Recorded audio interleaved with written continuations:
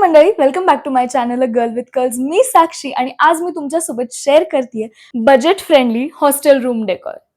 मी 1-1.5 वर्ष झालं हॉस्टेलमध्ये राहतेय अँड आय कम्प्लिटली अंडरस्टँड की आपण किती बजेटवर असतो, किती बऱ्याचदा एजवर असतो का, कारण प्रिंटमध्ये जास्त खर्च होतो, स्टेशनरीमध्ये जास्त खर्च होतो.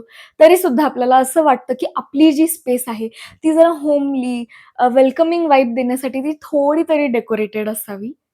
म्हणूनच हा व्हिडिओ मी आज तुमच्यासाठी घेऊन आली आहे. So without any further do let's get started.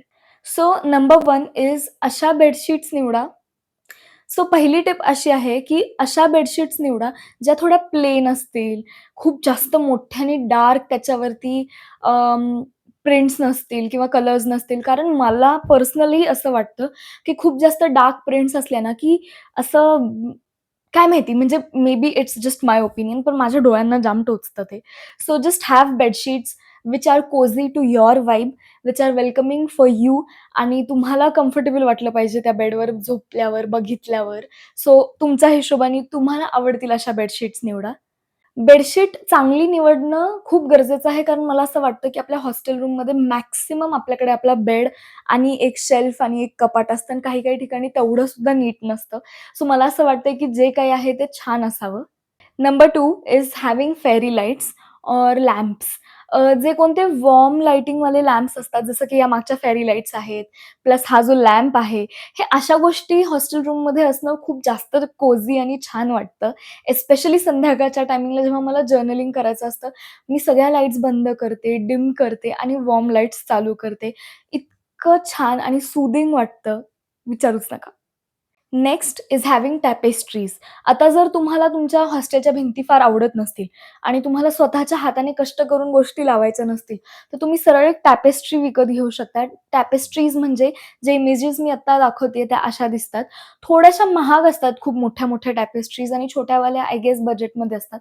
माझ्याकडे जास्त नाहीयेत. एकच आहे विंग्सवाली, ती पण माझ्या घरीच असते. मी ती हॉस्टेलला नाही नेत. कारण फेरी लाईट्स आणि बाकी गोष्टींमुळे माझं काम होऊन जातं. But tapestries are also a good option.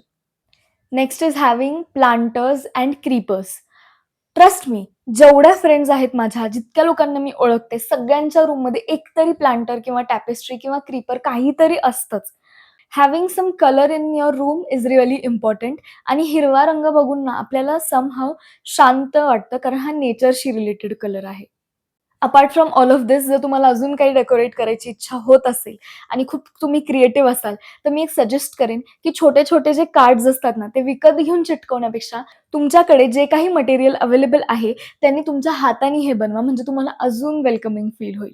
आणि जर तुम्हाला समजत नसेल, की मी हे क्रीपर्स आणि फेरी लाईट्सचं कॉम्बिनेशन करून कसं काय डेकोरेट करू माझ्या रूमला, तर तुम्ही Pinterestवर जा, सर्च करा आणि इतके चांगले-चांगले आणि सोपे-सोपे एक्झाम्पल्स येतात ना तिकडे. मी मी आजपर्यंत जे काही डेकोर किंवा वेडं-वाकडं केलंय त्या क्रीपर्स आणि फेरी लाईट्सनी, ते सगळं मी Pinterestवरनं बघून केलंय. आणि तुम्ही जर जास्तच क्रिएटिव्ह असाल, तर तुम्ही केलेल्या एम्ब्रॉयडरीज, छोट्या पेंटिंग्स सगळं-सगळं तुम्ही असं तुमच्यासमोर डिस्प्ले करा. जे आपल्याकडे असतं त्यानेच जेव्हा आपण डेकोरेट करतो, तेव्हा आपल्याला अजून छान आणि अजून वेलकमिंग वाटतं.